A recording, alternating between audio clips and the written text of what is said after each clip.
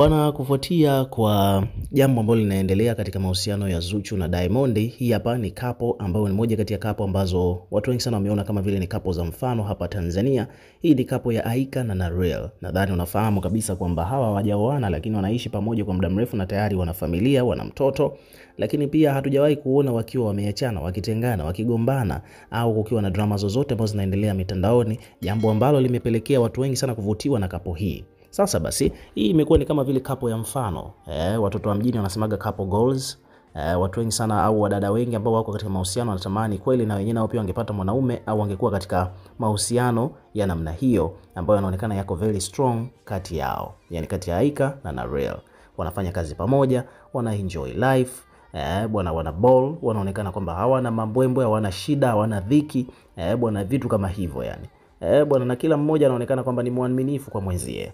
Sasa basi ni kwamba Aika Wanavi Kenzo, mpenzi wa Nareel, amekuja kuweka maoni yake hapa, ambapo haya maoni bwana, kwa wataalamu wa mambo, wazee wa kuunganisha doti, wameunganisha doti, wameona kabisa kwamba hii ilikuwa ni message ambayo imekuja kuwekwa hapa kwa Aika. Amekuja kuiandika kutokana na kile ambacho kinachoendelea katika mahusiano ya Bibi Zuhura na Diamond baada ya Rita kuingia ndani ya picha.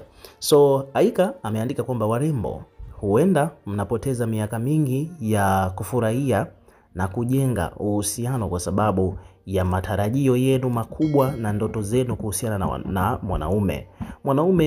Wanaume ni wenye hisia, hulia, si wakamilifu. Hawakuzaliwa na maarifa yote ya kuweza kutimiza matamanio yenu. Msipoteze muda wenu mkitafuta mwanadamu mkamilifu atakayewaletea chai kitandani, maua kazini au kuwa surprise kwa kila likizo. Baada yake chukueni muda kujengana, kusaidiana, kufundishana. Uhusiano hujengwa kwa nyumba. Anasema kwamba uhusiano hujengwa kama nyumba na sio muujiza.